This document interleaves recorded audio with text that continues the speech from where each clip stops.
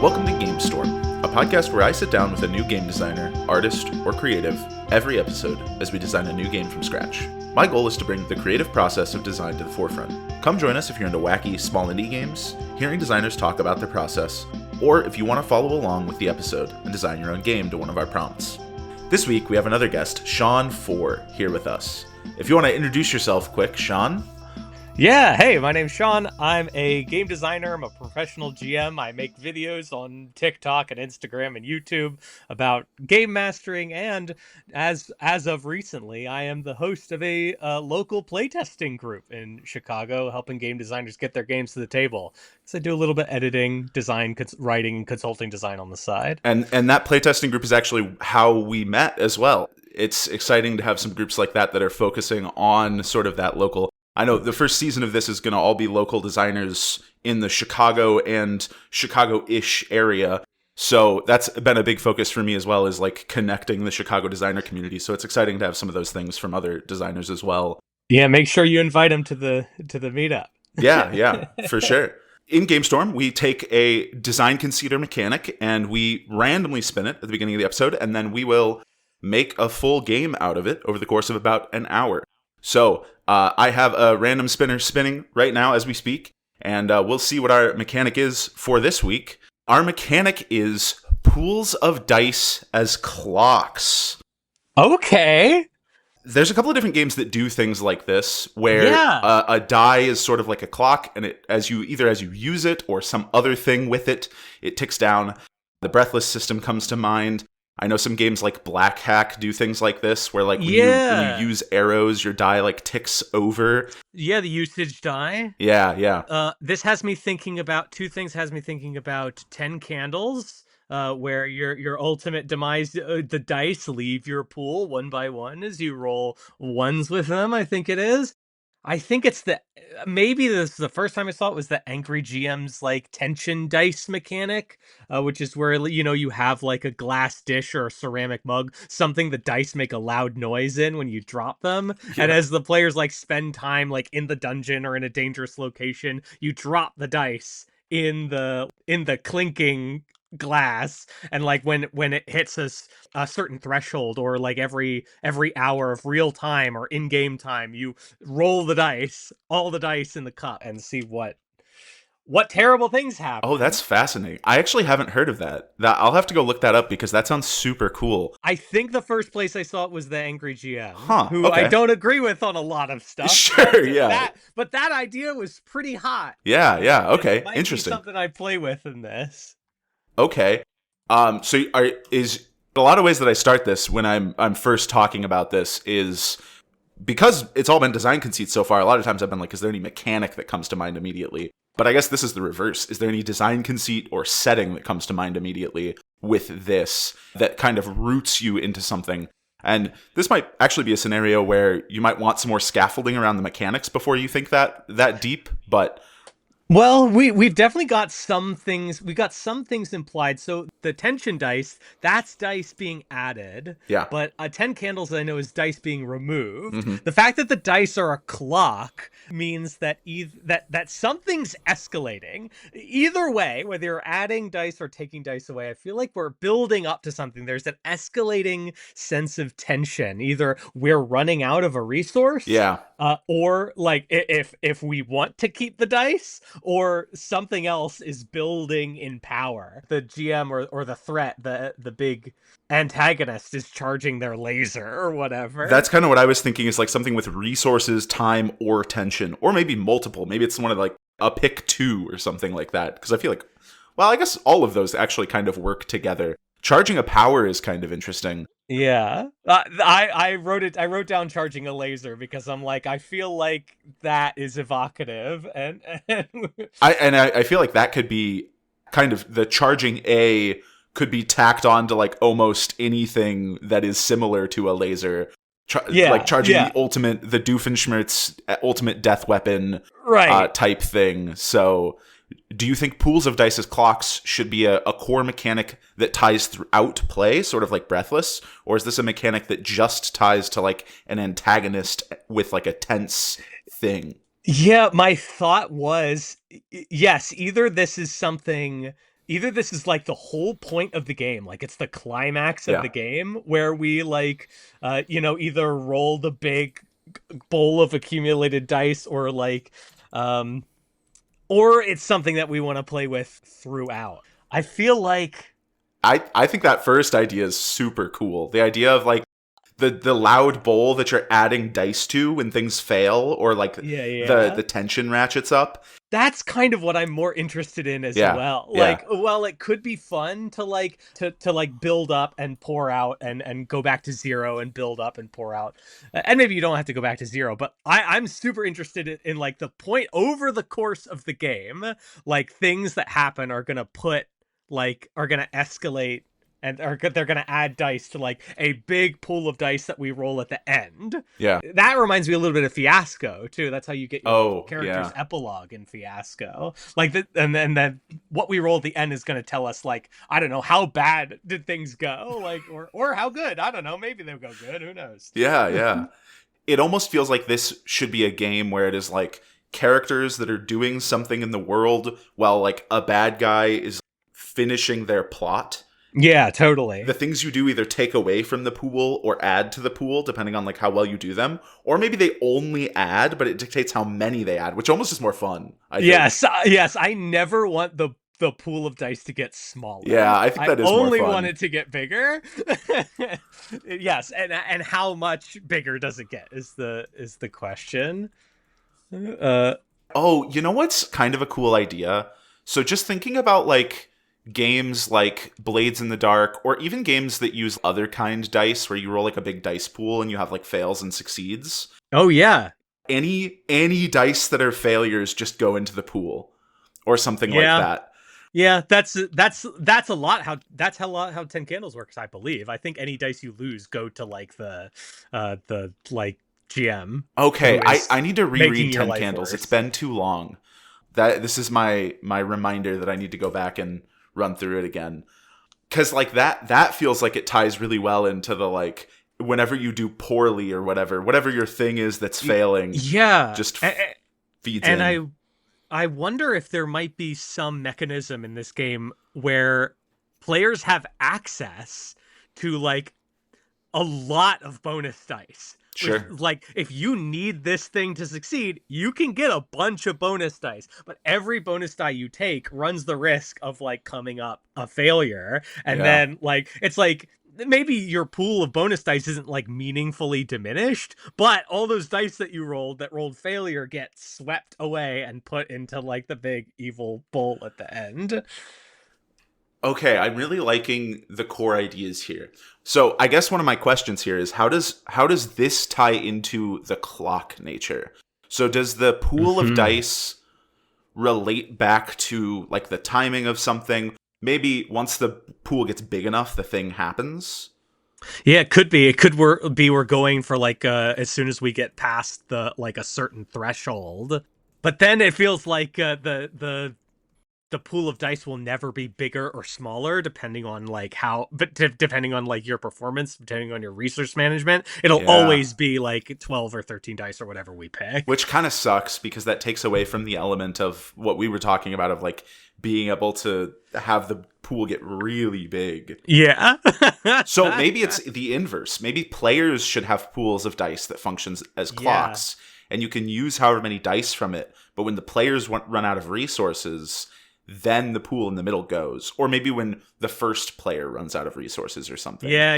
So it creates like an incentive to like pass the play between players or something like that, or work together. That's great. Yes. That's kind of board gamey, but I think that like kind of works here.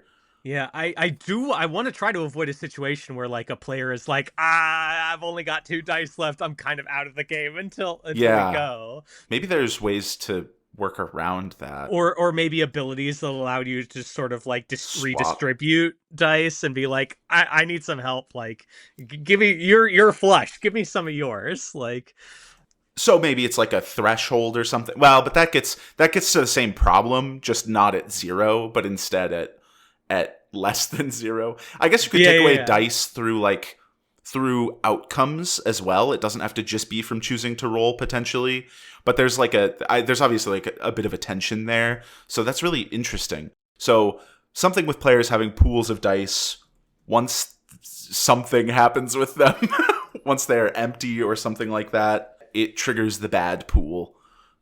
Yeah. I'm wondering if this is the like the seemingly well. What if it's communal? What if there's like a Oh, communal pool yeah, that's fair. of big bonus dice, um, I that think like that solves it a bit. and then yeah, and then it's like the question of this is really important to me. I'm gonna take a big slice of our bonus dice, and it's Yeah. come on. That does create some fun moments too.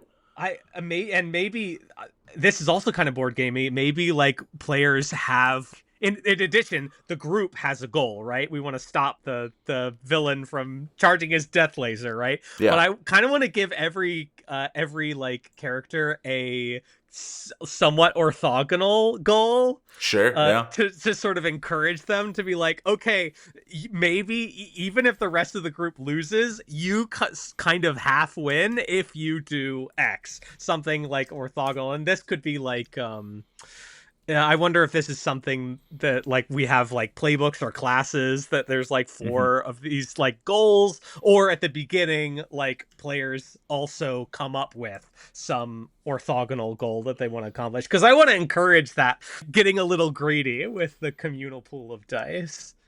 Yeah, that's super fun. That is very board gamey in a way that I think works very well with the narrative play as well. And I love that sort of big pool in the middle that you're all trying to like kind of grab out of as quickly as possible to get your like side goal done, because you're like, I don't know if we'll beat the big bad. You know what I'm thinking of right now is Watchmen. Like how at the end they're all trying to stop Ozymandias before he does his grand plan. Yeah. And they do all kind of have petty other sort of orthogonal goals, like and at the end, of course, they fail.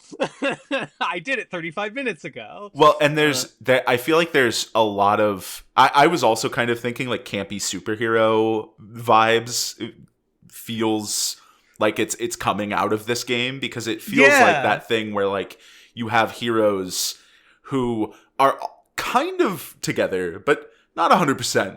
Right. Yes, absolutely. Yeah, like they're a super team, but they're not a super team, you know? Yeah. Yeah, 100%. Okay, so something with we kind of have villain bowl of dice. We kind of have players that have the core goal of beating the villain, whatever that means. We'll figure that out later.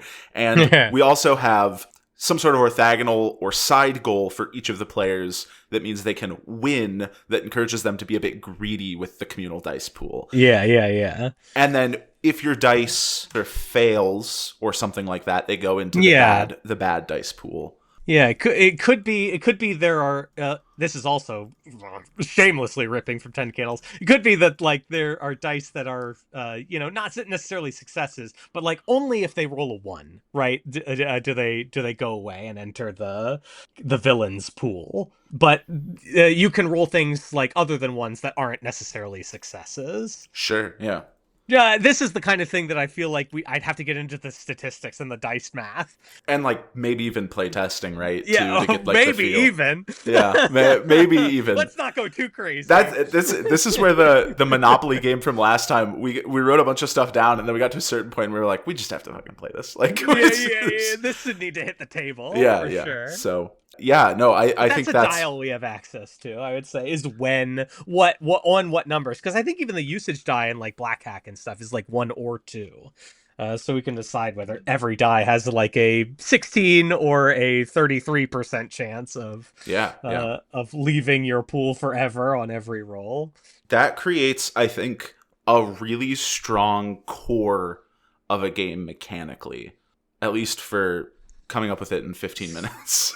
Yeah, I think I also, since our prompt is dice pools as clocks, I think we may also be able to do something similar in terms of like, so we know the game is, we know that the villain gets like gets to pop off if and when the like hero's dice pool empties, Hmm. right? Absolutely, and that's the worst loss case. Yeah. I feel like there has to be a way for the heroes to like get to the villain before that happens. Yeah. And I'm wondering if maybe successes also get, and that these could have a threshold, is that successes might Oh, also yeah. get A removed separate. from the pool, but like and they get to fill your own sort of like heroism pool, and maybe there's a threshold for the heroes dice pool when you get to, again, this would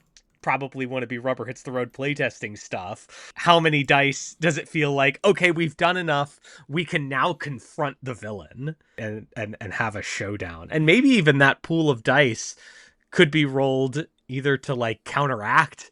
Although I don't know if I like that as much. That feels less fun. It's like canceling stuff out. Yeah. Though maybe. I think that would be a thing that you'd have to playtest, but I think there is some value in being like, oh, we almost got to our like heroism point or whatever. So now, and maybe it's one of those things where like you get to your heroism point, but because you'd failed so much along the way, your heroism is fully canceled out by the villain or whatever. Yeah. Like that could be really interesting too. And there could be like a bunch of different fail states.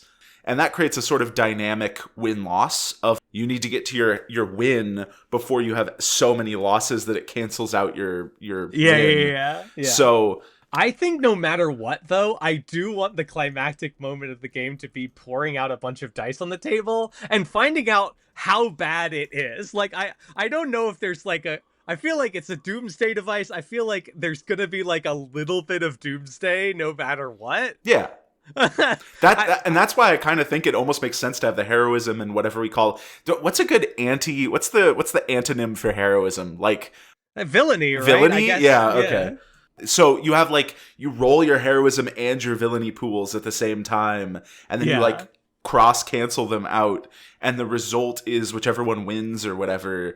That determines the outcome as a sort of like dynamic success thing. That way, if you have only a little bit of heroism, it's like we barely win, and it's like really dangerous and bad shit goes down and the city gets destroyed or whatever. The world's safe. Yeah. And if it's barely villainy, then like, you know, he destroys the city and he maybe puts the heroes out of commission for a while. Yeah, and is now maybe like the Lord Governor of that city now. Yeah, but he didn't take over the world. Like you stopped the worst scenario. So I think that's really interesting. Like doing roll both pools and like a sort of cancellation thing. Yeah, like either looking for matches maybe, like and matches cancel each other out, or you could total them up. But I feel like looking for matches is. I think matches is more fun. It's more fun and it's easier to do. Yeah, totaling is so boring. You're like, oh, let's do math now. Yeah, totally. It's like I've got a 6. Oh, like, and maybe at the end you do add up the villainy points. So like getting a 6 that cancels out one of their 6s is really good. Yeah. And at the end it's like how many points basically did the villain score after you?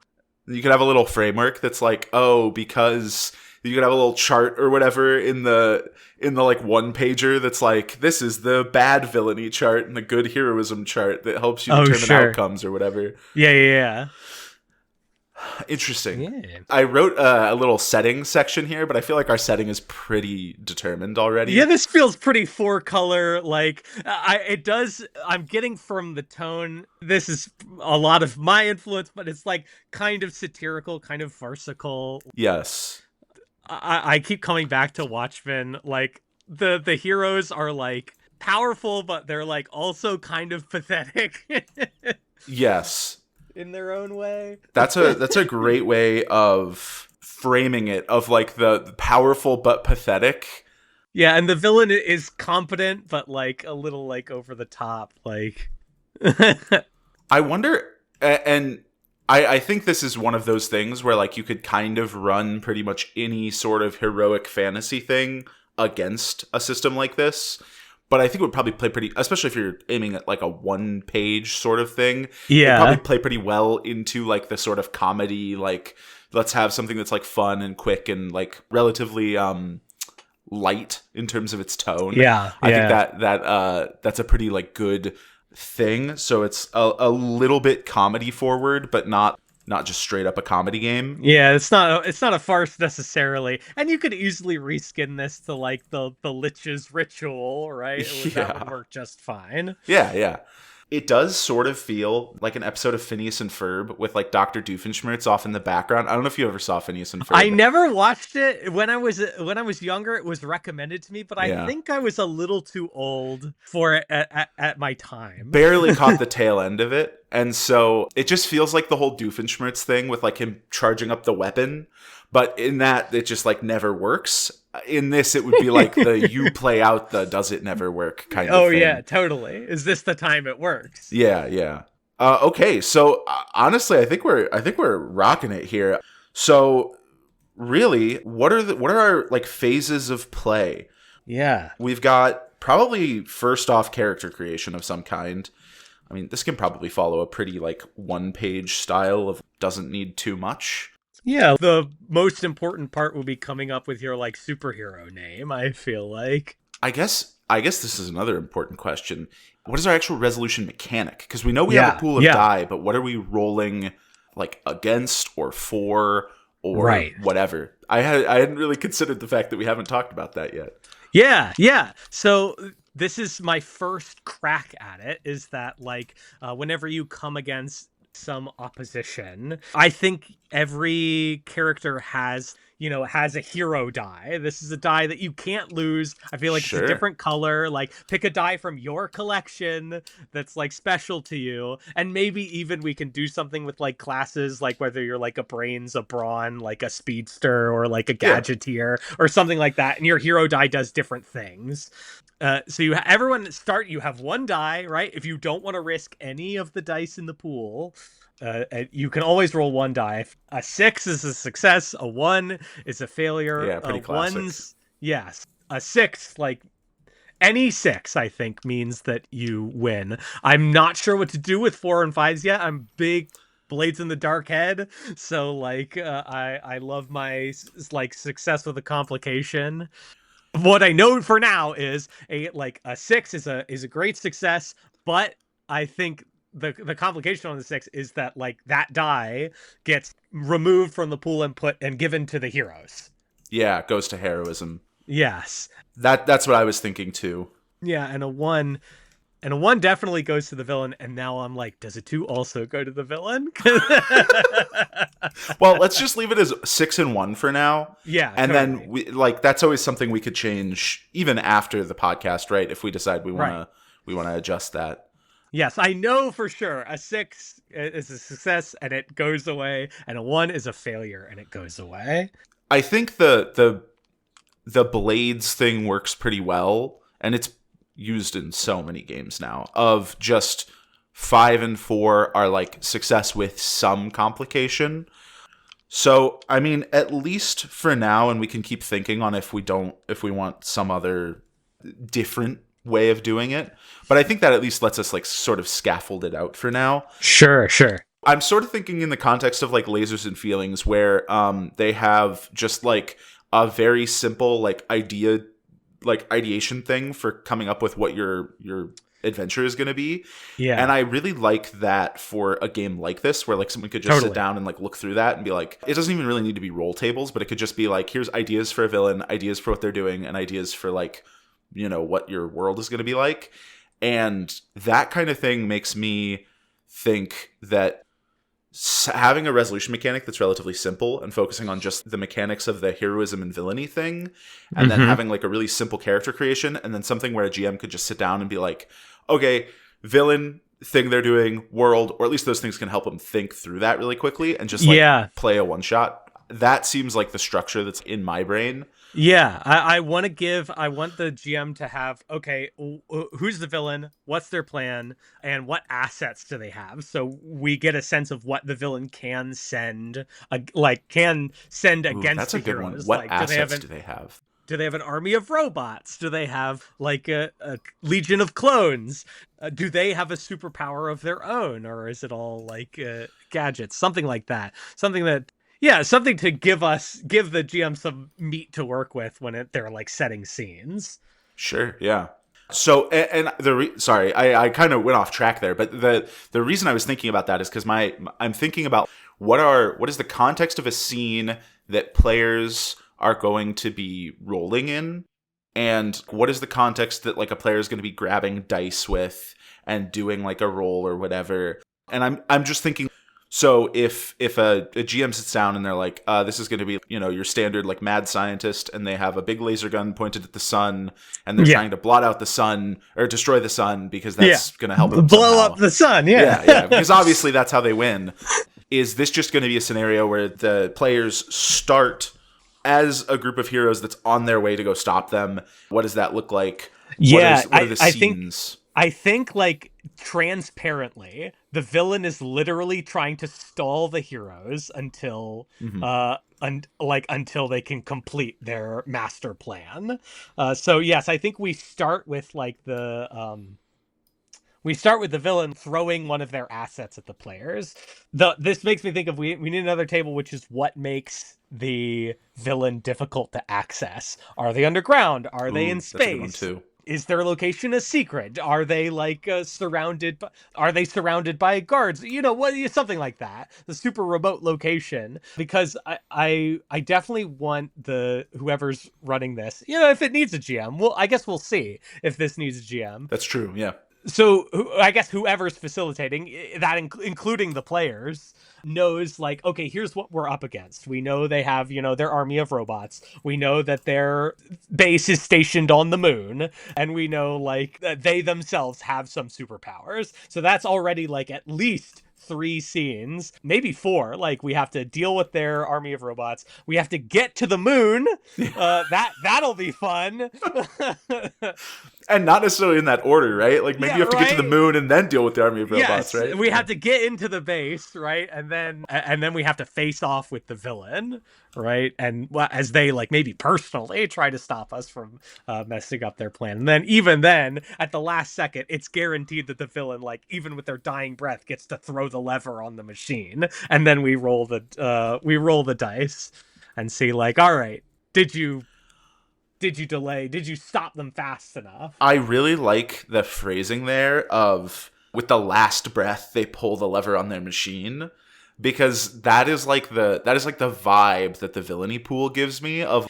I guess the only scenario where that doesn't happen is if they have 0 villainy tokens. If you roll no ones the whole game, which would be cool because that's like, well, it's pretty rare. It's like probably gonna happen, every once in a great while if a bunch of people played this game. Yeah. That's just such a fascinating like visual for me, and that's a really good visual language of like, someone punches them and they like break into the ground, and then like they crawl and pull the lever with their last breath before they go unconscious. Or like not even, they don't even have to go anywhere. Like a panel opens up in their floor and they had a backup lever. Yeah. Like they're like, I knew I would fall here. I was planning for this all along. Exactly. Yeah. No, I really like that framing of it. And so really in this framing, you're going to go through a couple of these different scenes, and the heroes are going to come into a thing that they can't get across. So it'll be like, oh, the army of robots, how do you defeat it? And someone will be like, I'm gonna destroy the robots with my big fists or whatever, and they'll grab however many dice they want from the pool and roll those. So you mentioned having a specific hero die that you can never lose. I think that's really interesting. I wonder if that makes it too easy to not lose dice. And I don't know. But because I'm just thinking in the context of like the amount of Blades and Forged in the Dark games I've played, and how many dice you generally need in order to have a pretty good chance of a mixed success or a success. Actually, that already I'm like, yes, you should absolutely be able to lose your hero dice, because the hero dice should be like a risk reward calculation. So you can't like there should be something special that the hero die can do. Sure. But if it rolls a 1, like you're screwed, baby. Yeah, Like and the that's villain interesting. figured out your kryptonite. Like, Yeah, and yeah. maybe like if you lose your hero die, like maybe one of the things you do in character creation is you like define a weakness for yourself. Ooh, I Like like that. explain how the villain like found out your weakness and uses it against you. Yeah, that's a good compromise between the idea of having a character die that's like only for you and like still being able to lose it, and that adds like cool narrative stuff too. Okay, cool. I really like that. Okay, so you sit down, you pick a name, choose your, I guess that should really be a hero title or a hero name or whatever, Yeah. because it's more dramatic than picking a name or whatever. And then you pick whatever your classes are going to be, and then you're going to choose a weakness, and then your hero die is going to do something special. Yeah. Maybe if your hero die rolls a success, you can't lose dies to villainy. Oh, I felt like this would be how we define the classes. Like each of their Sure. hero die does something sort of thematic. I was thinking about that too. I just didn't have any initial thoughts on how that would Yeah, go. I didn't either. I was like trying to think of like the things we could do, because I don't want to like. I mean, maybe we could. The one thought that I have now is like if you get a 6, if you get a success on your hero die and you're the brains, you can take one of the dice remaining in your pool and add it like the bonus dice, the like communal bonus dice, and you can just put it right in the heroism pool. Oh, sure. Like I've got a master plan kind of Yeah. situation. Like just according to Kaikaku. That's interesting. I need to start thinking more outside of the box. I mean, there's definitely like if you're Brawn or Speedster, there could be some interesting thematic things where like if you roll a 6 on your hero die, you like remove a villainy die from the pool, because like for Brawn, That's the one thing I never want to do, though. yeah, I know that's what we to. talked about. Yeah. And then I'm like, oh, maybe the fist guy like punches the machine and it gets damaged or whatever. But then I'm like, yeah, it doesn't. That contradicts the thing where it's like I don't really want there to be movement on that pool. Granted, that movement would be really rare, but it still removes that sort of like untouchable feeling.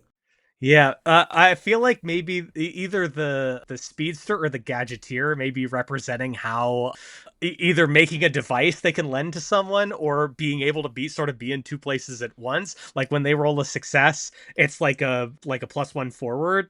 Sure, Their hero die the next time someone does something. Yeah. Like, yeah, that's either a device that the gadgeteer made or it's the speedster being so fast that they got this done in time to help the next person who rolls. Yeah, and maybe for Brawn, instead of removing from the villainy pool, it makes, if you roll a 6 there, it like cancels all die that would go to the villainy pool. Yeah, that's I'm cool with. I'm cool with like me too. The hero die like being so strong to like block the villain from taking any of their stuff away. We also need to think about some extra hero archetypes. I feel like I've watched so much superhero content, and it's just like it hasn't penetrated as much into my brain as so many other people I know.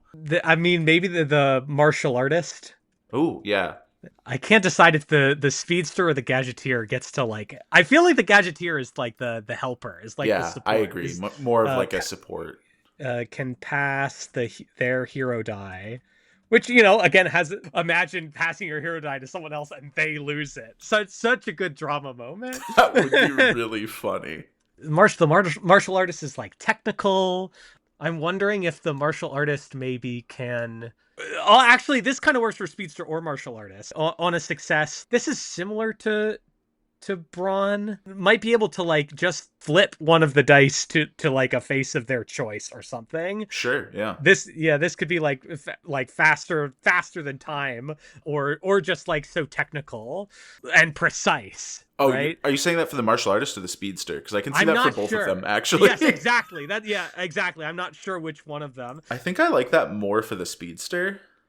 But then, if it's already a success, I'm wondering what's the benefit of that, other than like a worse version of the Brawn, just like flipping a 1. Well, it also is. It's kind of a worse version of Brawn and Brains at the same time. Oh yeah, because you could have another thing go to the heroism pool Oh, I didn't or think of save that. something.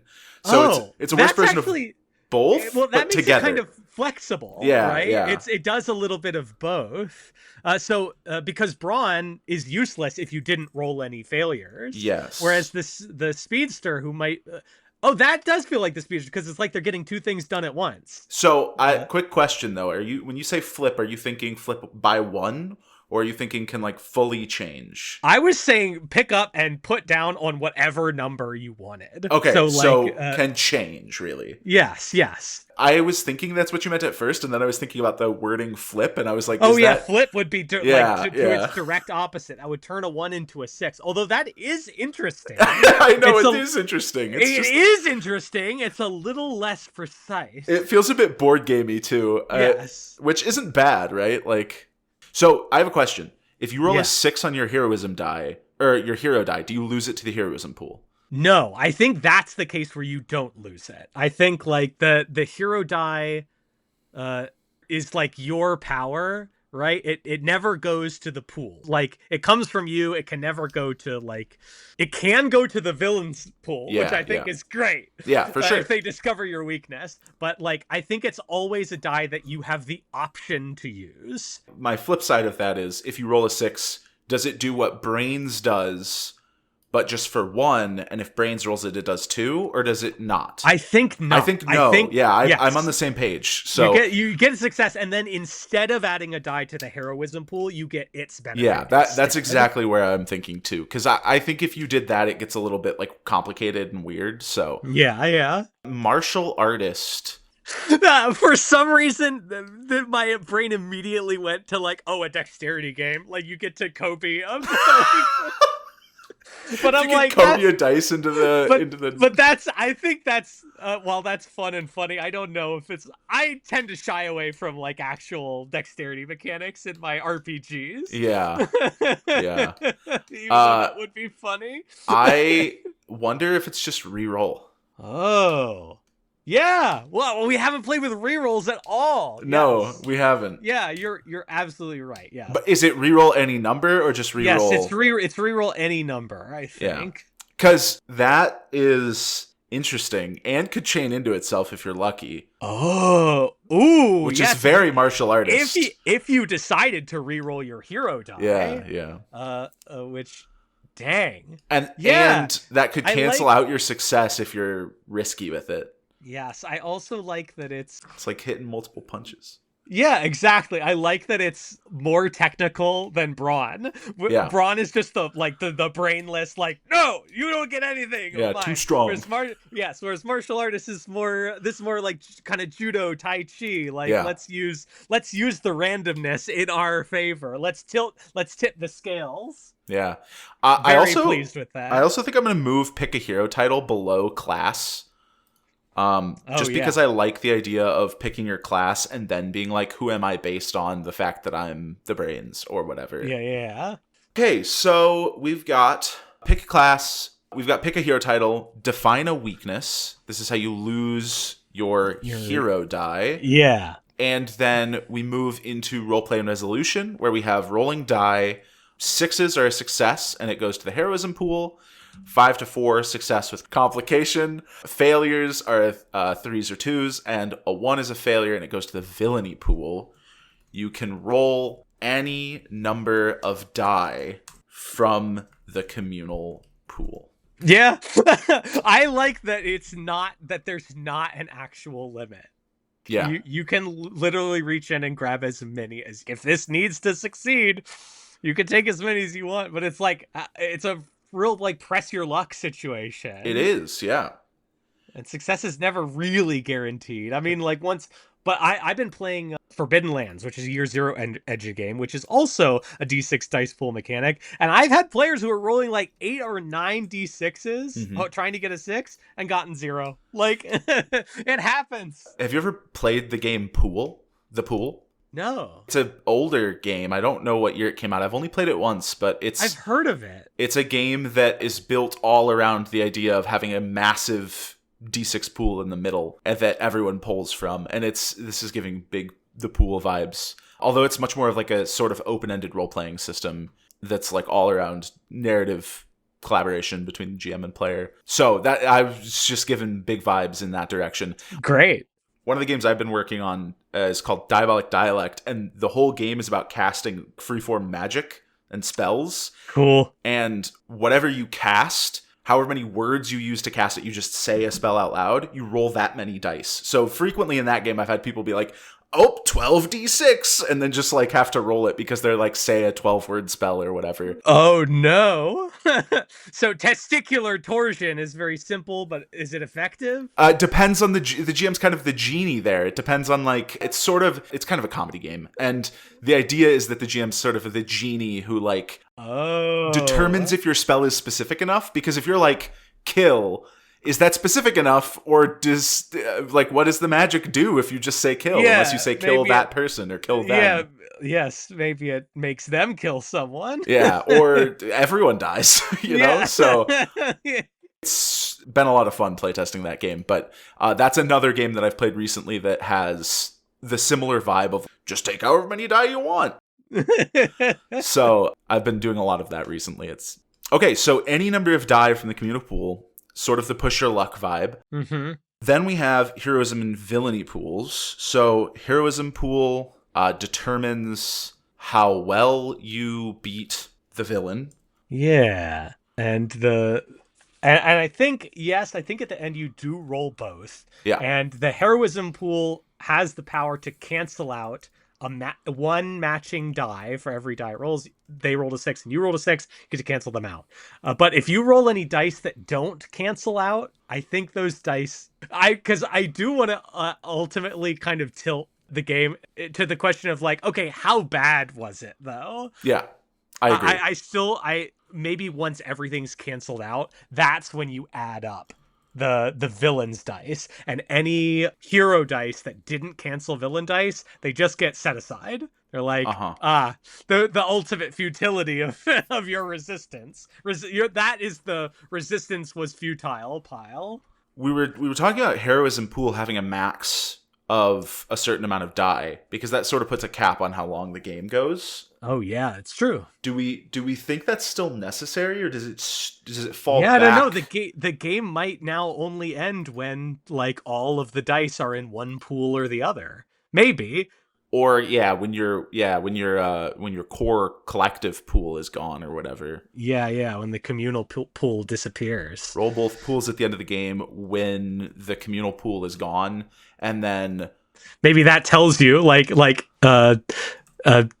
though I wonder, part of me wonders is like, okay, but what if sort of narratively, we've gotten to the villain, we've beaten them up for like 30 minutes, but the pool isn't gone yet. Like, what do we do? Like, do we have to keep like making up stuff until the pool is gone? Is there another off ramp? Is there another valve? Yeah, I just wrote like if there is a narrative point at which it feels appropriate, which feels weird, but like I don't know how else to do that, because like what you're saying is super true. If at some point you get to the villain and you fight them, it at some point will probably feel narratively correct to just be like, oh, it's over. Yeah. This is a problem I've actually run into in my Magic, like in the Diabolic Dialect, the Magic comedy game, is at what point does the game end when it's like sort of a free-form comedy, like Magic one-shot game? That's, I think, kind of a big issue sometimes in more of like one-shot games. Determining the end point can be difficult when there aren't really strict systems around it. And maybe that just means that like the end point can be whatever the players decide it is. And usually it kind of resolves itself narratively through play, where like players are just like, well, we're going to do something crazy, and then it kind of like has to end. But here we kind of need to have a mechanical end of some kind because of the die rolling. So maybe it's when the villain has no more protection, right? When you've dealt with each of their assets, right? And it's just a showdown. That's what it's called, the showdown. It's just you and them. Then that's when like maybe you pick up everybody's dice, like all the hero dice and all the dice remaining in the pool, and you throw them down. This is the last roll of the game. Sure. And based on maybe even you divide the dice remaining in the communal pool among everybody as evenly as possible, and then you just roll everything, because this is like all the heroes jumping at the villain like with their fists Yeah. raised. If you get to the showdown, right? Maybe you don't get to the showdown. This is like narratively, if you're doing really well and there's still dice left in the pool, and you get to the point where the villain does not have any of their assets left. You've successfully dealt with all the assets. You divide the dice in the communal pool as evenly as possible, and everybody rolls to see like what does the villain showdown look like, and then we can sort of go around the table and everybody gets their like hero shot, and maybe if they didn't do well, their hero shot is like the villain blasting them in the face with a ray gun or something. You die. I think this is a really good idea. I think this should be paired with a sort of heroism limit or something like that. And maybe this is wrong, but my gut reaction is that I wonder if there's a benefit to, well, no, actually. What I'm thinking is almost the reverse, and I don't know how you'd do this. What happens if you're doing so poorly that the game feels narratively like you've lost before you get to the villain? Oh. And I guess the only thing that would lead you there is if your pool runs out before you get to the villain. If your pool runs out before you get to the villain, then Yeah. you skip to the part where you roll the dice out. Yeah, and the heroes watch helplessly as the death laser like yeah. goes off. Yeah. I just wonder if that's so interesting. I wonder, that just means we'll have to figure out how many die we need. Yes, the the pool, number of and dice is critical for pacing here. Yeah, it is. And dice math are like really important here too. Yes, yeah. That's Really so set interesting. ourselves up for the stats class. Well, and it also might mean that the game is more fun with twos also putting it into the villainy pool, like what you were talking about earlier. It's possible. So we'll have to think about that. But that's really interesting, because that's the thing I'm thinking about is like if he's on the moon and he has a laser aimed at the Earth and he's gonna like destroy the Earth or whatever, I want there to be some times where you could have the moment of like the heroes are in the ship on the way to the moon and they see the laser fire. Yeah, the laser got out outside their window. Yeah. And they're like, no! No! Yeah. That sounds awesome to me, of like a narrative moment of like failure.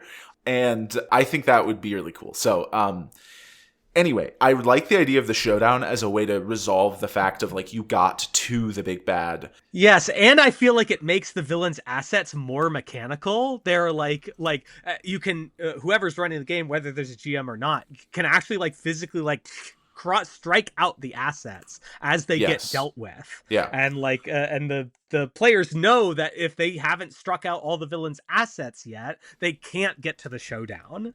I really like that as a way to sort of pace the game too, because then you have this sort of, okay, we're starting, we know we have to get through like this, and this, and whoever's running the game could even say like, oh, because this is a super big bad and we want it to make kind of a hard game, we'll maybe add like a couple more assets and have it fun and difficult.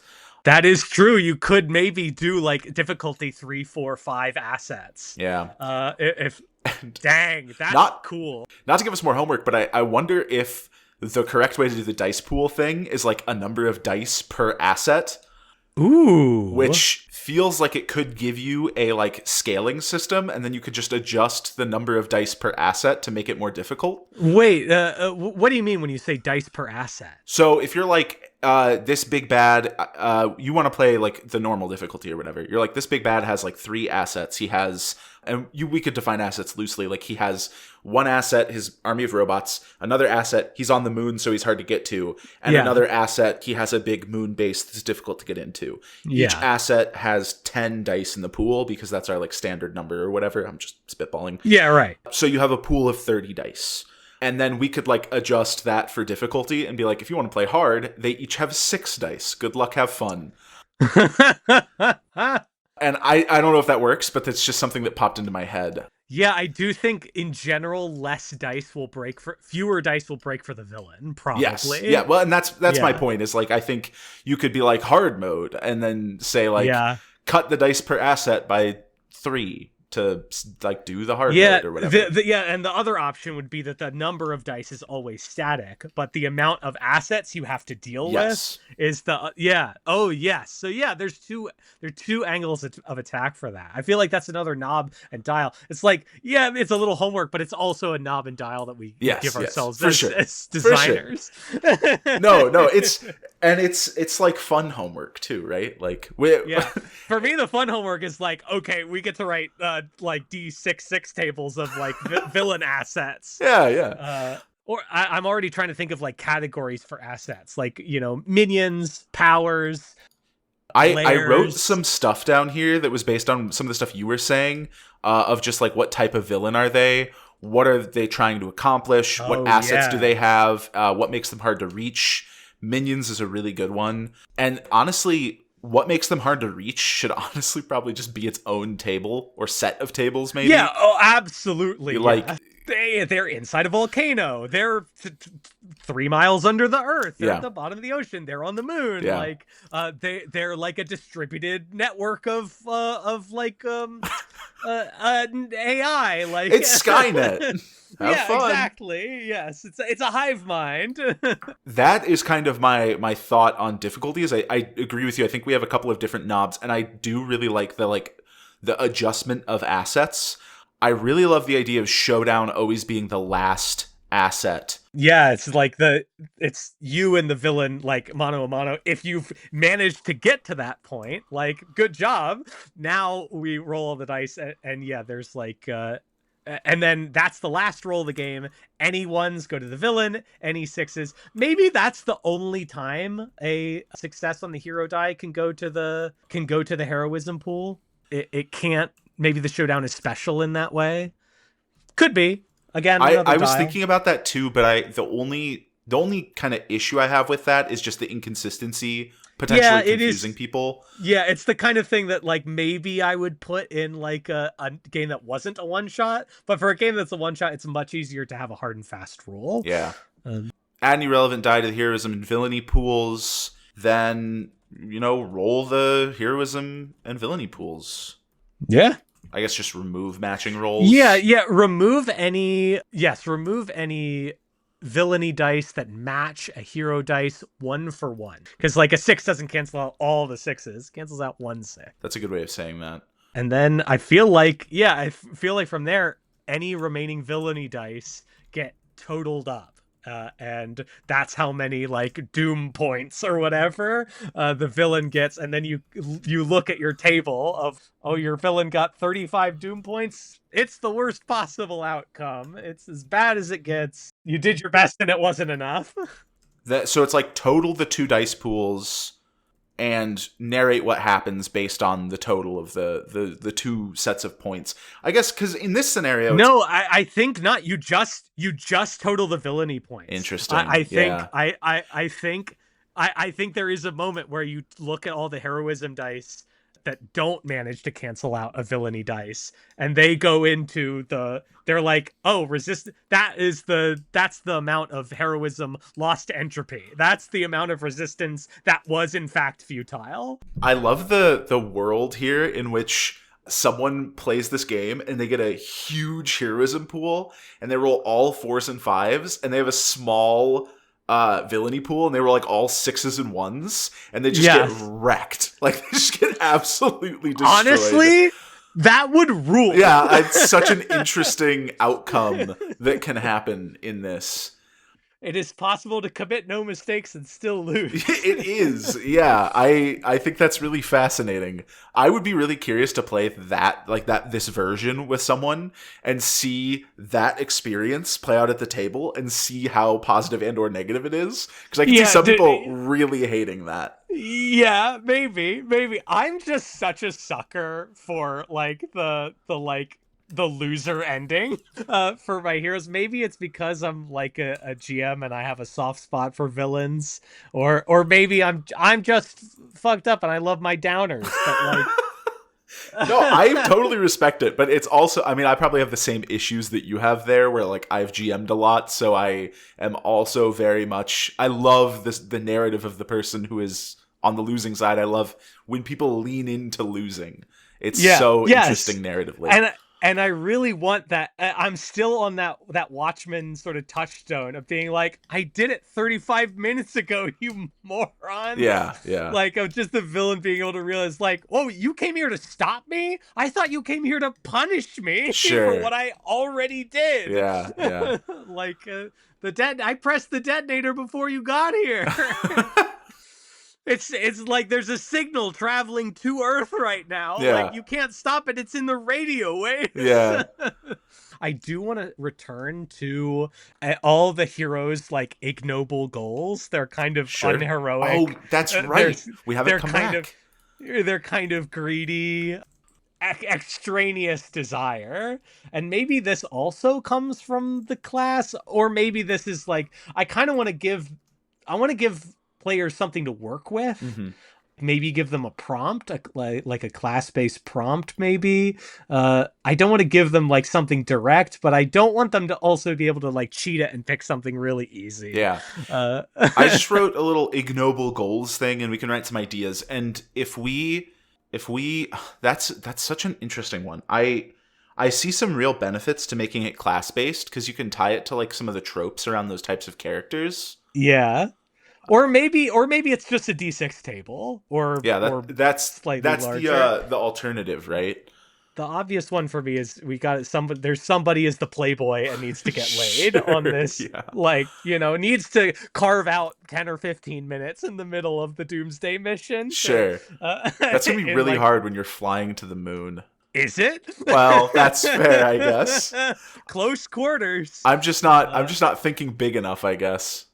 The other one is you probably get paid or get rich. Like, there's got to be like a money-making opportunity here. Trying to think of all the other heroic flaws. There's so many good tropes for heroes. I don't know if this works for this game, but there's like and I don't have a like short witticism for it, but like the character who is like too good or too pure for everyone else to the detriment of the team. And I can't think of a goal for that, but I feel like that's a really good trope that could find something interesting here. Like to like prove your moral superiority or something. Yeah. Oh, maybe it's like redeem someone. Ooh. Like along the way. It's like we don't have time for you to give the killbot therapy. Yeah. We don't have time for you to try and redeem the one who's trying to hook up with someone on the trip to the moon. Yeah. It is kind of ironic because that's weirdly sort of a noble goal, except for the fact that it's distracting from the world ending. So maybe they're not ignoble goals, but maybe they are like sort of side quests, or like or obsessions. Maybe obsessions is really funny. The other one I'm thinking of is like is Rorschach and Watchmen, who's like ultimately is like is here to, I don't know, to get dirt, basically. Sure.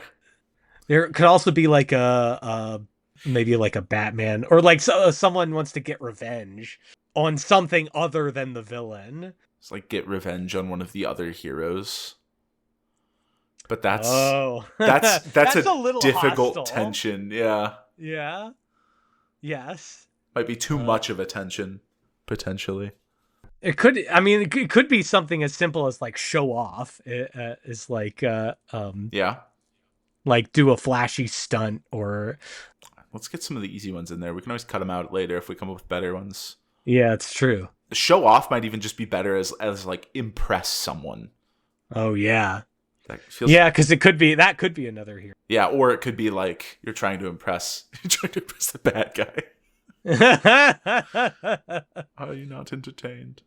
These are harder to think of than I thought they would be.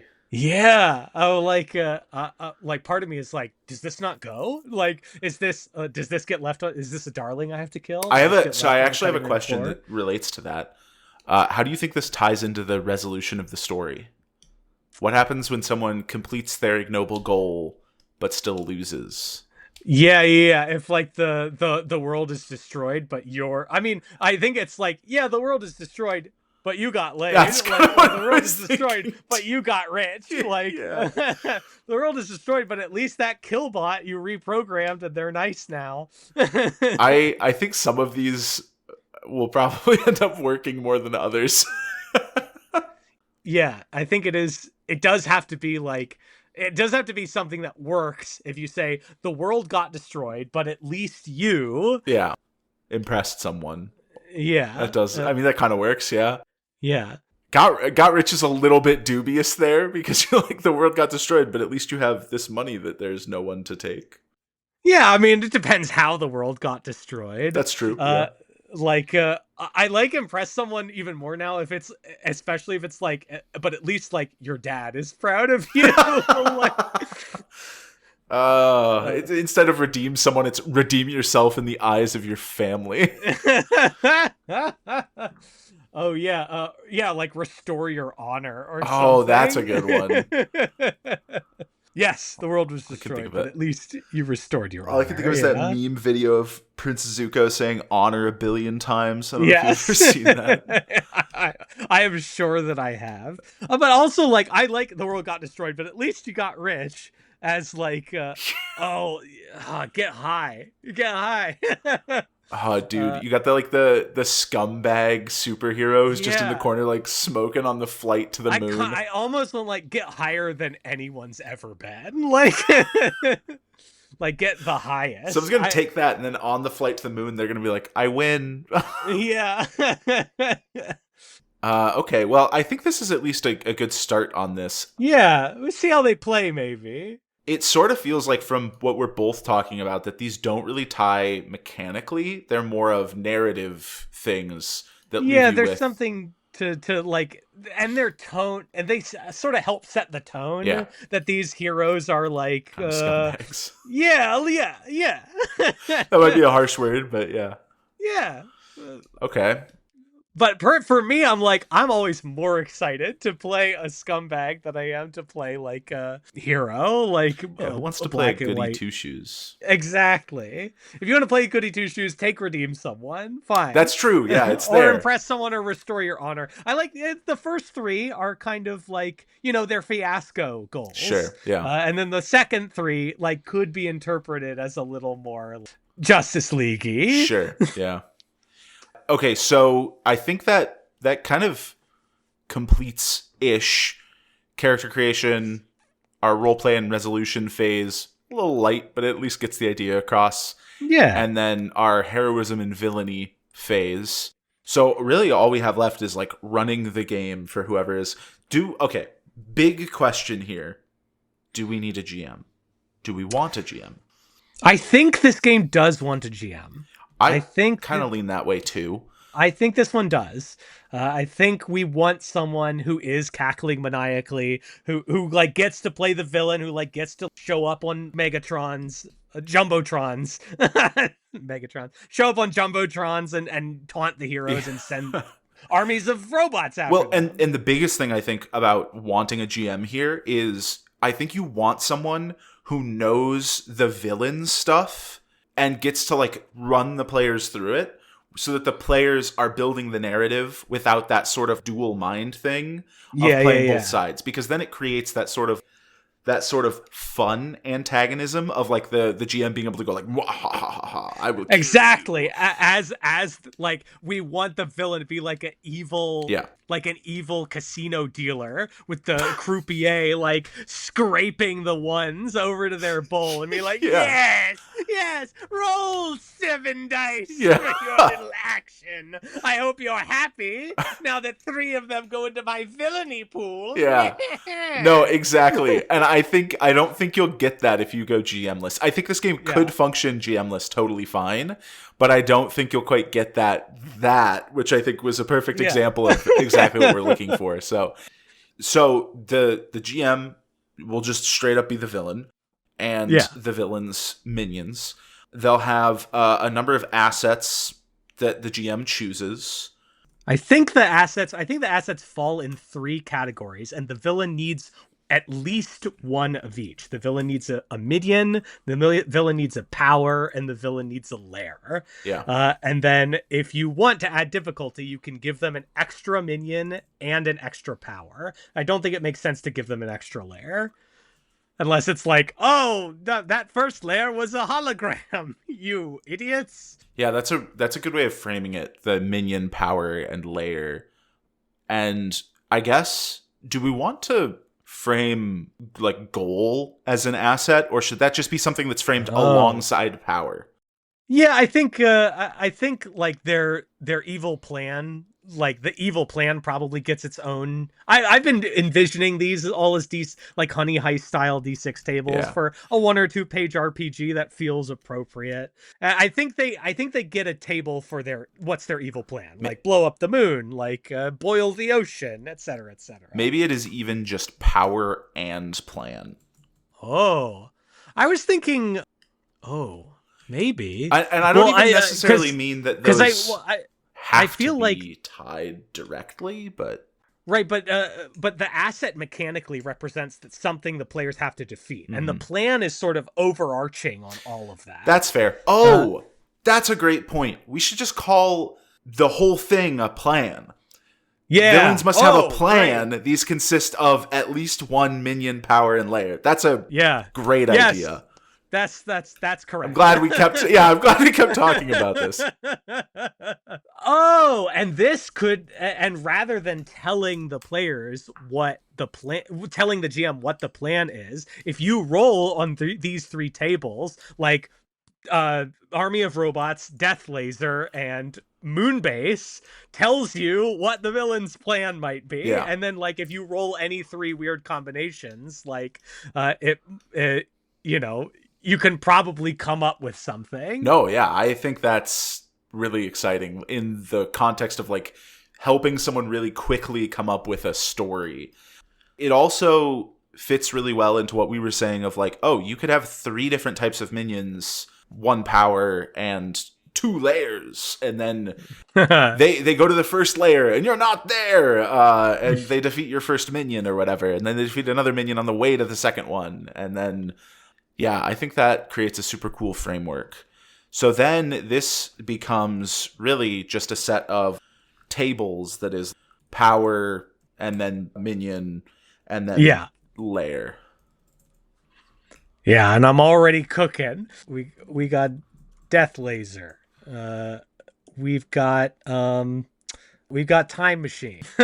Yep. We should probably have the standard like super intelligence somewhere of just the one who's like super smart and they're just like they know all your plans because they've thought 45,000 steps ahead of you. Oh yeah, I guess like I'm wondering if maybe then power and weapon might be separate. Like the power might be the villain's sort of personal power. Yeah, that's kind of what I was thinking. And the weapon is like that's the power machine or something. Yeah, their machine. It's like their the avenue. Yeah. Delivery method for the plan. We're like, you must have a power, a delivery method, a minion, and a layer. So for power, we're maybe looking more like super intelligence. Or I guess we could just leave it what you were saying, because I think that works as well, and we could just change the word power to be like machine or whatever. Oh, sure. Machine, but I do like the idea that the villain does have either a superpower or like something to complicate facing them one-on-one. I guess something they could use as a final delay tactic to stop the showdown. Yeah, it's not just some guy named Greg who built a machine. Yeah. Something personal to them. Maybe it is like generating holograms or like because superintelligence almost feels too vague there. Sure, yeah. Like I almost want the power to be like necessarily like we can curate them to be delay tactics, like holograms and illusions. What was the other machine you had? So you got a time machine, you got a death ray, death laser. Now I'm like, okay, is this a power or is this a machine? Sorry, I yeah, bummed it all up. No, I like it. I think it adds something. A je ne sais quoi. Yeah. And it kind of makes sense. If you're going to have superheroes, you might as well have supervillains, right? Yeah, of course. Yes. I do think it's funny if one of the power options is just like, he's some dude named Greg. Like, I do think one of the options should just be like, oh yeah, no powers. He's just a dude. I'll put that as number 6. Yeah, exactly. Just some guy, I'm afraid. Yeah, that's a good way of doing that. So we've got robot army for minions. We've got mutant clones. I started typing mutants the second you started saying it, or like on the dinosaurs. That's not where my brain was, but that's a good one. I feel like one of them has to be dinosaurs. My brain went to like army of himself. Just like clone army of himself. Yeah, like duplicates. Or yes, totally. For machine, I'm like, you mentioned Skynet, and I'm like, oh yeah, we need a like rogue AI, maybe. Yeah.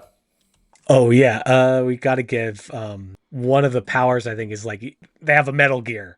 They have a mech suit. Oh yeah, that's so good.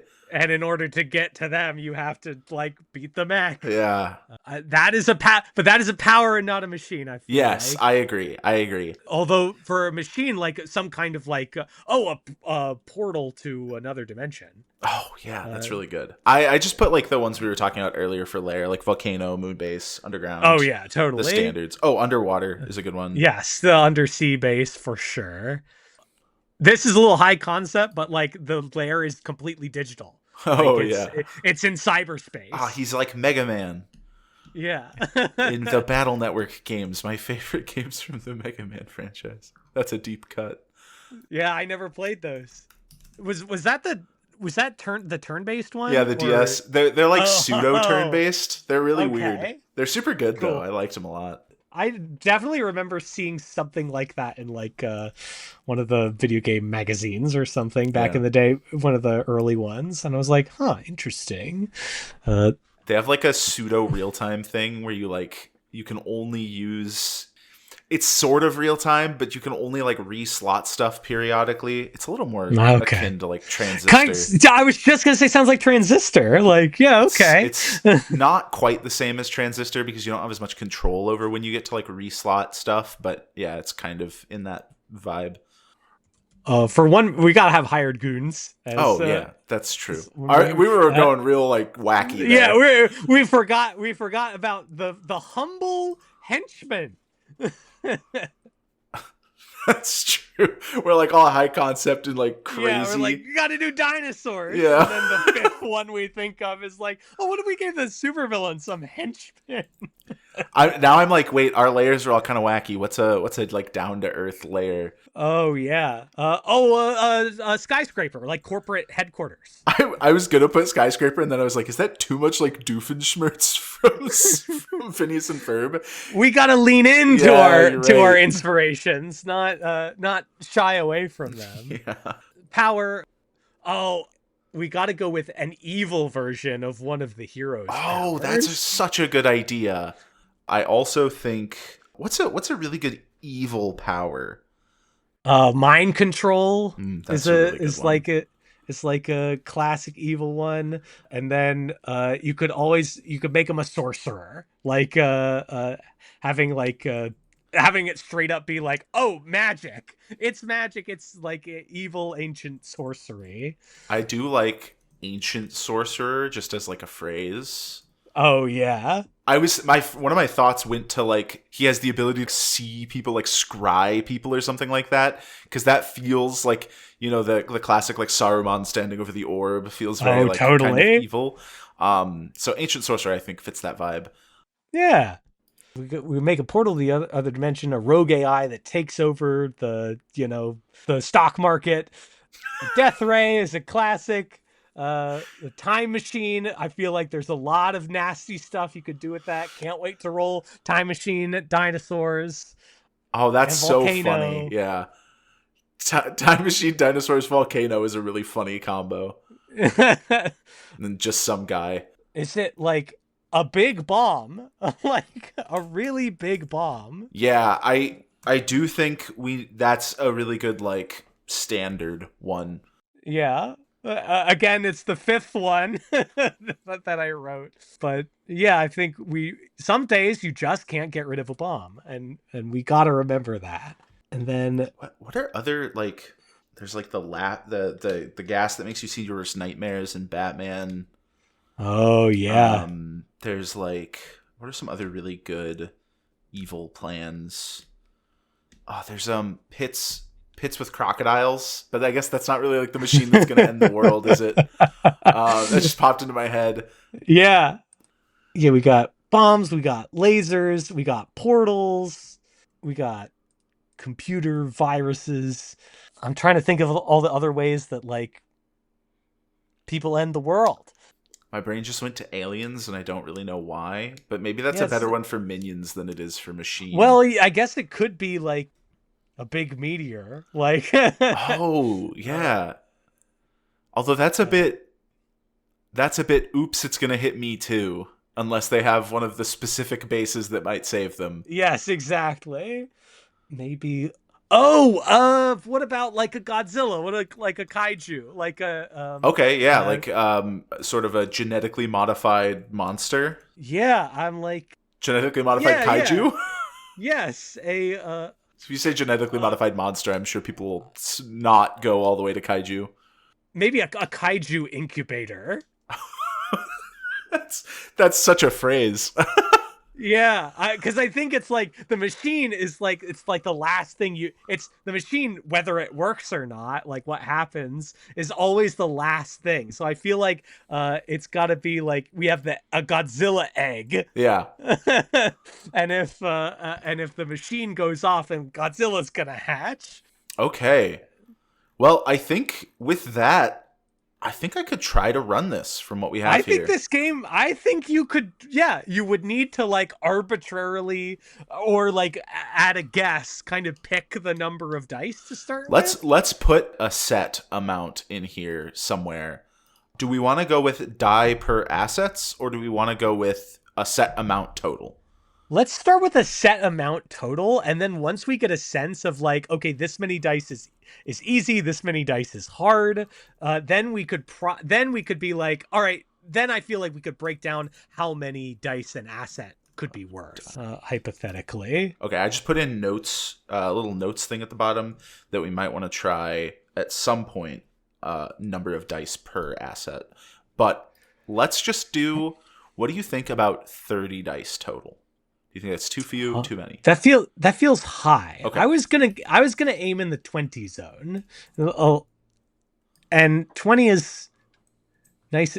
Could do 24 maybe. That's nice and divisible. Set out a pool of 24 D6. That's also the number dice. of D6s that I have on my desk right now. How many comes in those tiny versions? And I think that's 36. I think Okay, so there's enough in the tiny ones that you could do. Yeah. Yeah, I think you could buy one of those tiny cubes of the large cubes of tiny D6s. Yeah, that's what I was thinking, is because those would, if we didn't have enough in that might be like a problem, quote unquote, because Yeah. Okay, set out a pool of 24 D6 dice. Then once you have your assets, your villain and assets, run the game. That's a really... just do it. Just do it. I will say, yeah, I know. That's like, just run the game. What's the problem? You buffoon. I will say we don't have any scaffolding for crossing off the assets after you beat them.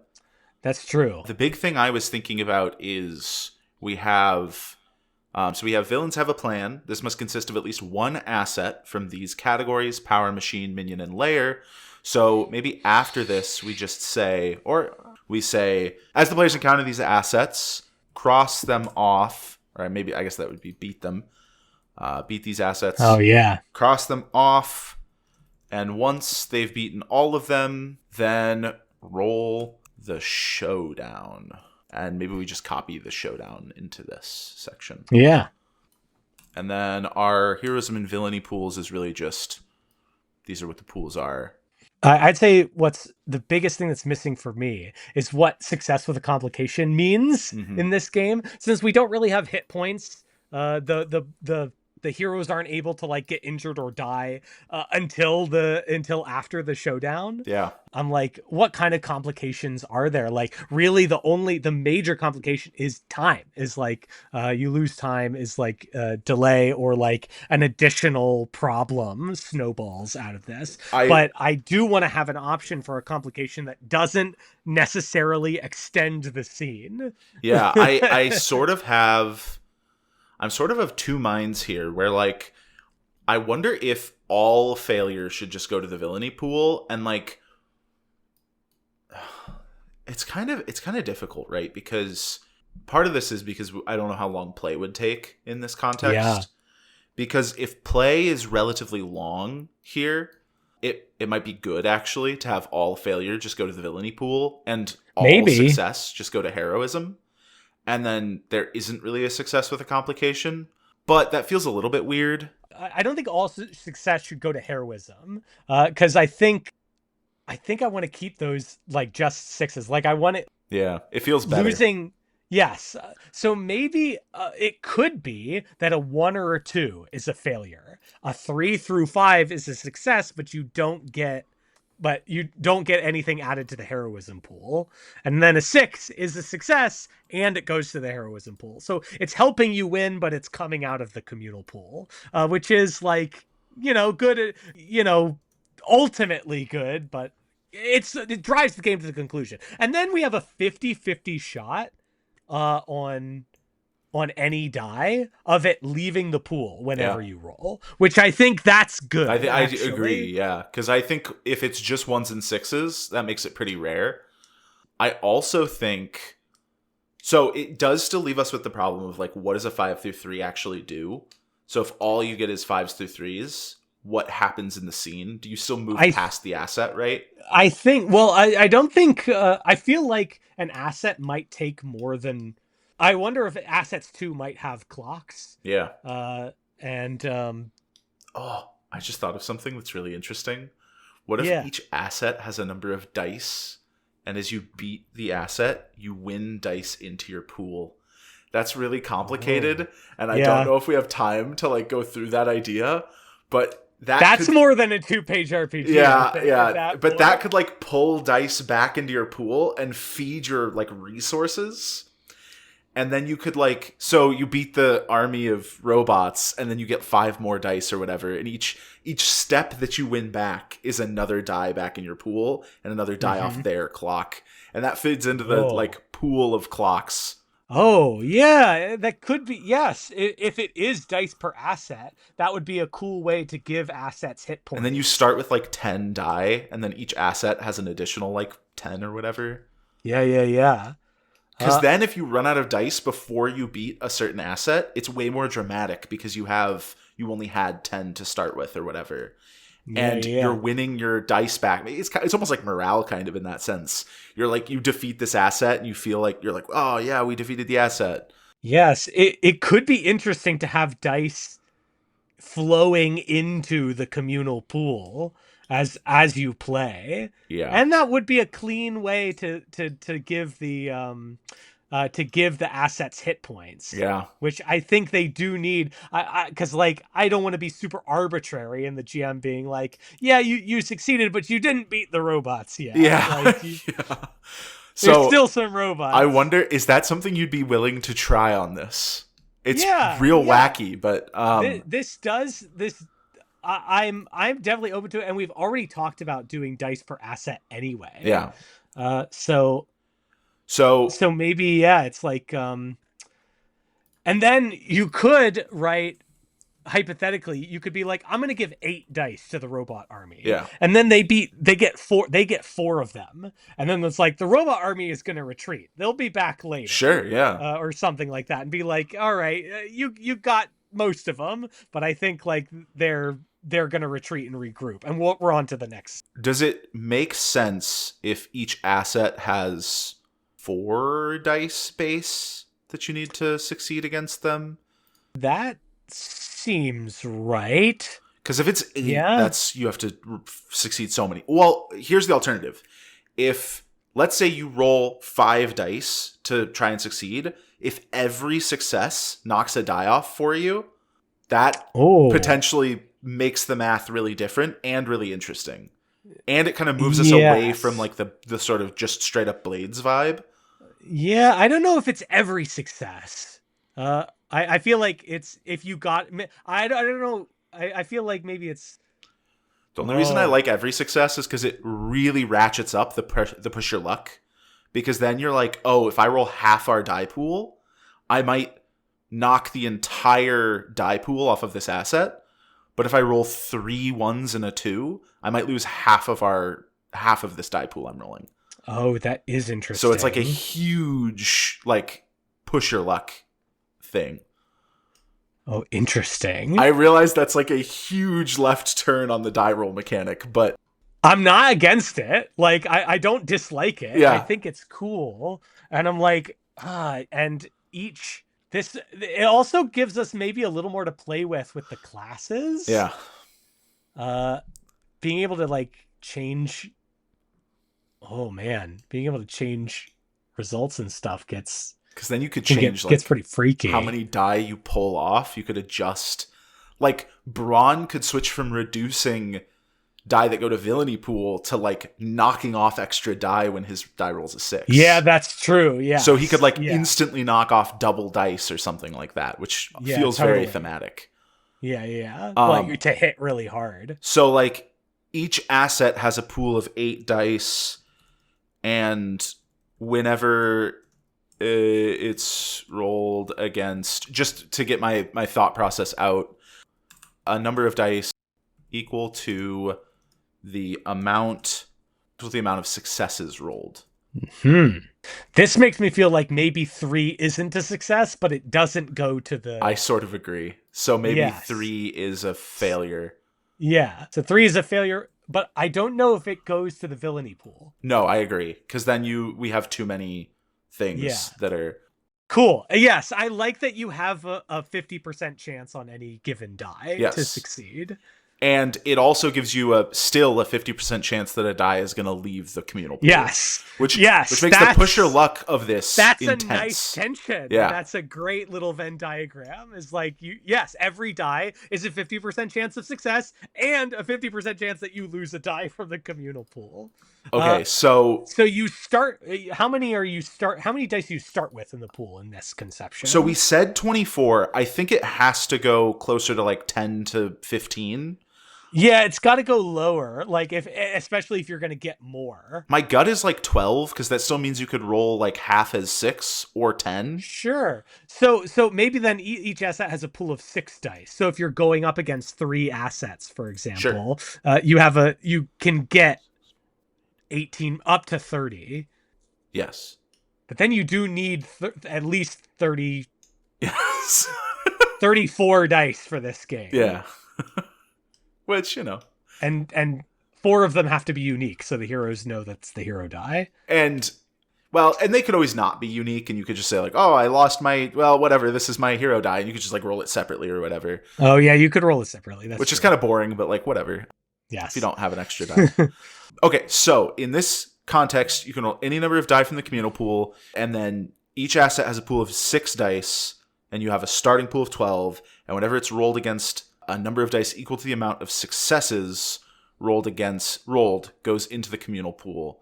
Yeah, so you can win dice away from the assets into the pool, into your use.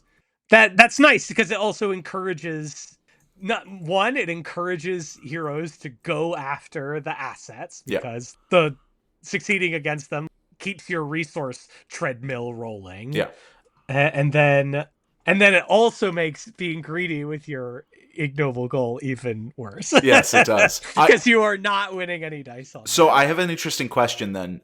For Braun, do we want to change that? Do we want it to be an asset-based thing? Oh yeah, totally. Because it could be like can double the dice taken from an asset or something.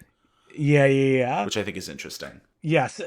If you succeed on bronze hero dice, every success wins 2 dice from the asset instead of 1. Well, that was kind of a Oh, weird. and then I'll change the brains too to add an extra die instead of from the communal pool, from the assets dice pool to the Oh, to heroism the pool. heroism. Oh, that's Yeah. really cool. That's way better too. Like that's so good. Yeah, Because then you could just be like, oh, this die that we hadn't even won yet, it's gone. And it's even better. I really like that. Okay, so that I think makes these a lot more interesting. Yeah. And I think that For makes sure. our resolution mechanic kind of interlink with our like actual like going through the story a little bit more. Yeah. Any sort of final things that you feel are missing in here or need adjustment or that we don't kind of say enough? We still have the issue a little bit of like what happens when there's a failure. Is it just kind of like dun dun dun, that's sad. Like no successes rolled. Yeah, no successes. You rolled only 3s, 1s, and 2s. Yeah. Which is probably unlikely, but oh, totally. Yeah. Definitely a lot of those dice are going to the villainy pool. But yes, how do we then how do we pick back up and get back into the narrative? I guess for failures it's not as bad because that can just be like you get hit on your ass. But what if you roll only like 4s and 3s?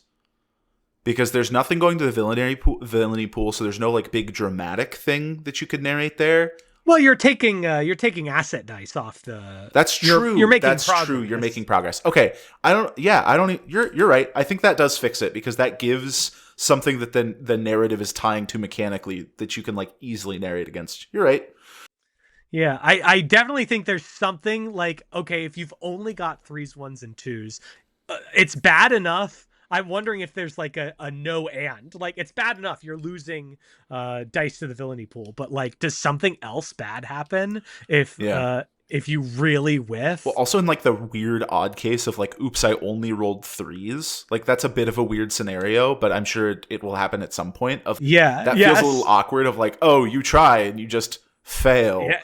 It'll happen. Yeah. It'll happen. You'll get double or triple or quadruple 3s at some point. Yeah. I wonder if like on a total failure, the villain kind of gets to maybe do the brains move and take a die from the communal pool and put it in the villainy pool. Do you think it should be a villainy or back onto an asset? I feel like villainy because onto an asset is going to prolong the game, and into the villainy pool is going to drive the game to its conclusion. Sure, that's which true. I think is what we want to do. Yeah, here. yeah, that's it's fair. on a failure. We want the villain to advance their plan inexorably. So so if you have a full failure, they would get in addition to any die. ones or two. Yes, in addition to any 1s or 2s you rolled, if there are any dice left in the communal pool, the villain gets one of them into the villainy bowl. Okay, I'd have to see how that plays. We'd have to see if it's insult to injury. Yeah, it might just be. It might literally just be bad enough. But like in the case of like in the curious case of like quadruple 3s. Yeah. Like, does it just feel like? Yeah, you go to fight the robots and they beat the shit out of you. Yeah, this is one of those things where like the narrative failure might just be enough as long as the GM does a good job of being like, turns out you kind of suck, unfortunately. But it also might not be. So, okay. Any other things that we're missing? I think this is a pretty cool. This feels solid. I would take this to the table today. Yeah. Like No, I'm liking this. Sean, it's been great having you on. I hope you had a good time as well. I think it seems like you did. I loved it. This is great. Like imagine the power game designers had if you just give them the time and place to like just unleash. Yeah. Well, and that's one of the biggest things is like, let's get people in one place and get them focused. And, one of the things I hope to do is do a good job of facilitating that a little bit so that we can get some cool things made. So yeah, we'll have to keep talking after and see what we can't get out of this. So yeah. Well, thank you for coming on. Is there anything you'd like to plug or tell people about? Yes, the campaign will likely be finished, I think, by the time this podcast episode is out. But I'm currently running a Kickstarter with fellow Chicago designer Ryan Lynch for a adventure zine for his game Perils and Princesses, an old school style fantasy adventure where you play as fairy tale princesses. It's called Secret of the Night Market. It's a night market, a goblin market inspired adventure location with of course, a mystery to solve and lots of shopkeepers. You can look out for that. It's going to be certainly going to be on Outrider Creative's website. We're funding that on Kickstarter. Campaign will likely be done, but feel free to pick it up. You can also check me out on the internet, basically everywhere. Blue Sky, TikTok, Instagram, YouTube. I'm Scene4, SCENE_FOUR. On Itch, you can take a look at my games. On TikTok, you can look at my videos, which I repost to Instagram Reels and YouTube Shorts. And if you ever want to get in contact with me, you can go to my website, seanfoer.com, SEANFOER.com. Awesome. That is a great, very concise, thrown all together. Wow, I gotta get a better plug for myself like that. That's so good. Yeah, your new thing that you guys have been working on looks really good. I didn't realize that you did some work on Perils and Princesses too, right? Yes, I did some consulting design and I edited the game manuscript. We're looking at potentially maybe doing a small errata for like a 1.2 kind of release for the reprint. Yeah, that I have not played it, but I have read a portion of it, and it's such a cool. I love Ryan's art. His artwork. Oh, the illustrations are so good. It's absolutely mind-boggling, and I wish I could do even a fraction of that. That is my favorite part of working with him. Is I just write these dumb words, and then he breathes life into them with these gorgeous illustrations. Yeah, man, if I could. Art is one of those things that I'll probably work on the side a little bit for the rest of my life. But if I could change things, I would probably have started much, much earlier. Oh, yes. But, well, it was a blast having you on. I appreciate it. I'll have to see if I can get in touch with Ryan as well. I wonder if he might be interested in jumping on yeah, sometime. he might do this for you too. I have a couple other local designers who have expressed interest, so hopefully we'll have a couple other people locally as well. But other than that, thank you for joining us. This has been Game Storm. Again, I'm Chase Kirkowski. You can find me on Blue Sky at CH Kirk. And with Story Games Chicago, you can find Story Games Chicago's stuff at storygameschicago.com. And you can also find Story Games Chicago at Blue Sky. On Blue Sky, just at Story Games Chicago. And we have our game Vesta Mandate as well, which finished on Kickstarter a little while ago. It'll be coming out later this fall. And a couple other projects that we've been working on, which you can keep an eye out for. Thank you for joining us, and I hope you guys enjoyed this episode of Game Storm. And hopefully we'll be back next week with our next guest. So, bye everyone. Bye.